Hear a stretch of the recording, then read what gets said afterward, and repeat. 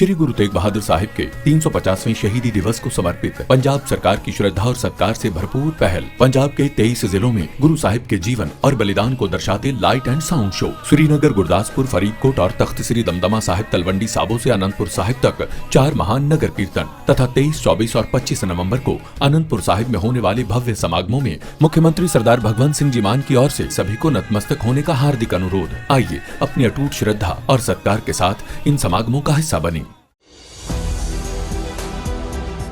नमस्कार दोस्तों, कैसे हैं आप लोग। उम्मीद है आप सभी अच्छे होंगे। बिहार में नीतीश कुमार के तेवरों को भांपते हुए महाराष्ट्र में भी सियासत चरम पर पहुंच गई। एक तरफ तो अमित शाह पटना पहुंच गए, बिहार पहुंच गए हालातों का जायजा लेने के लिए, हालात संभालने के लिए, तो दूसरी तरफ 43 नेताओं को कारण बताओ नोटिस जारी किया गया है। विधायक दल की बैठक में क्या कुछ हुआ है और क्यों स्पीकर को लेकर पेच फंस रहा है, इसको लेकर बातचीत करेंगे। प्रियंका मेरी सहयोगी मेरे साथ जुड़ी है। प्रियंका, बहुत बहुत स्वागत है सबसे पहले तो आपका। प्रियंका, देखिए बहुत बड़ा मैंडेट आया, उसके बाद हम देख रहे हैं नीतीश कुमार अपने तेवर दिखा रहे हैं और विधायक दल की बैठक में मुख्यमंत्री को तय होना था, मुख्यमंत्री के पद को तय होना था, लेकिन पेज स्पीकर को लेकर फंस गया। क्या चल रहा है? काफी कुछ से ज्यादा चल रहा है हिमांशु। अगर विधायक दल की बैठक की बात की जाए तो अब चर्चा मुख्यमंत्री पद से ज्यादा स्पीकर पद को लेकर हो रही है। जैसा कि आप जानते हैं कि जिस पार्टी का स्पीकर होगा उसका ही मुख्यमंत्री 5 साल तक बिहार में राज करने वाला है। ये जेडीयू भी अच्छे से समझती है और भारतीय जनता पार्टी तो आप जानते ही हैं कि कैसे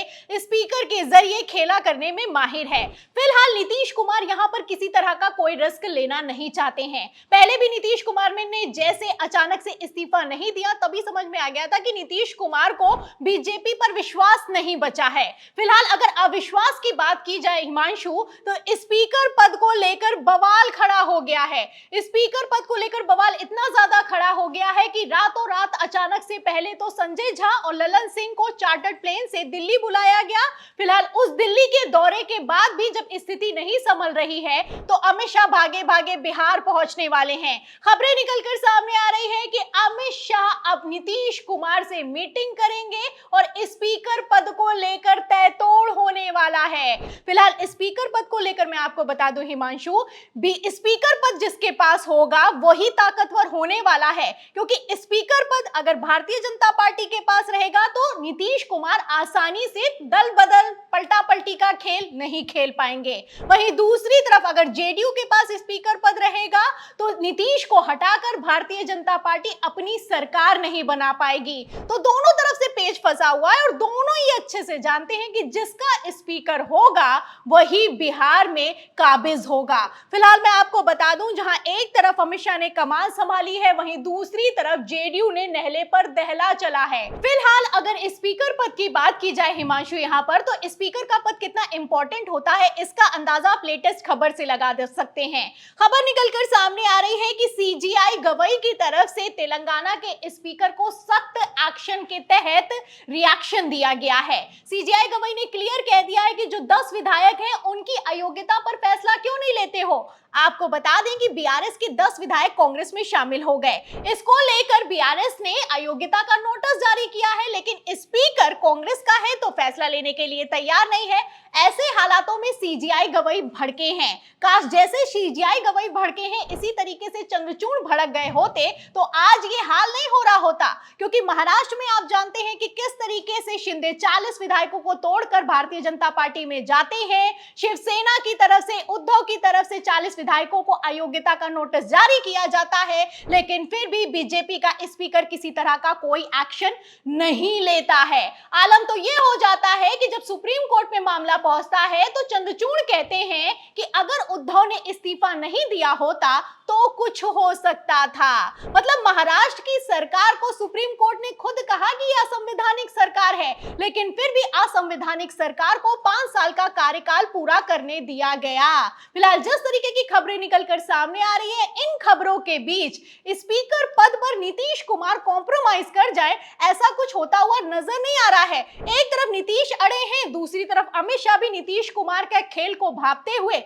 बिहार भागे हैं। बिल्कुल। और जिस तरह से आपने महाराष्ट्र का जिक्र किया, महाराष्ट्र में भी क्या जो एनडीए का खेमा है वो एकजुट है? क्या वो सही ढंग से काम कर रहा है? क्योंकि शिंदे की स्थिति सही नहीं लग रही है, क्या वो किनारे लग रहे हैं? बिल्कुल लग रहे हैं। आपको बता दें कि एकनाथ शिंदे की हालत खराब हो गई है। वैसे भी आप जानते हैं कि भारतीय जनता पार्टी के साथ जो भी गठबंधन में जाता है उसका क्या हाल होता है, ये किसी से छुपा हुआ नहीं है। फिलहाल अगर महाराष्ट्र की बात की जाए तो महाराष्ट्र में एकनाथ शिंदे अपनी कैबिनेट की मीटिंग बुलाते हैं और उस कैबिनेट की मीटिंग में शिंदे के ही पार्टी के मंत्री गायब हो जाते हैं। जब मंत्री नहीं पहुंचते तो एकनाथ शिंदे को लगता है कि बीजेपी ने अपना खेल कर दिया है। फिलहाल एकनाथ शिंदे भारी टेंशन में है और इस टेंशन के बीच फडणवीस की तरफ से एकनाथ शिंदे को आश्वासन दिया गया है कि आप चिंता मत करिए, आपका कोई भी मंत्री, कोई भी विधायक, कोई भी कार्यकर्ता भारतीय जनता पार्टी में शामिल नहीं होगा। तो अविश्वास की सीमा किस कदर पार हो गई है, आप इन खबरों से अंदाजा लगा सकते हैं।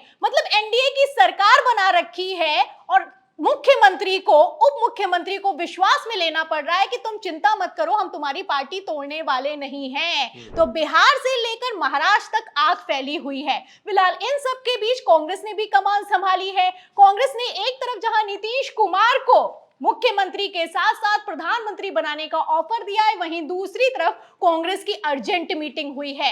फिलहाल इस मीटिंग को लेकर खबर यह भी निकलकर सामने आ रही है कि 43 नेताओं को कांग्रेस की तरफ से कारण बताओ नोटिस जारी कर दिया गया है। तो चौतरफा खेल चल रहा है। इन सब के बीच नीतीश कुमार का इस्तीफा होगा, विधायक दल की बैठक चल रही है। अब इस बैठक के बाद अगर स्पीकर पद भारतीय जनता पार्टी के पास गया तो नीतीश कुमार का क्या होगा ये देखना होगा। बिल्कुल। तो कुल मिलाकर पहले तो मुख्यमंत्री को लेकर खींचतान मची हुई थी, लेकिन अब स्पीकर को लेकर खींचतान मची हुई है। अमित शाह ने पहले तो एक बैठक की, 2 नेताओं को जेडीयू के बुलाया, रातों रात बातचीत नहीं हो पाई या फिर जो भी हुआ उस बैठक में। उसके बाद अमित शाह खुद बिहार आ रहे हैं और बिहार आकर यहां पर चीजें सेट करने की कोशिश करेंगे। क्या चीजें सेट हो पाएंगी आने वाले वक्त में पता चलेगा। आपकी क्या राय है इस पर कमेंट करके जरूर बताइएगा। इस वीडियो को लाइक करना, शेयर करना मत भूलिएगा। हमारे चैनल को सब्सक्राइब नहीं किया तो वो भी जरूर कीजिएगा।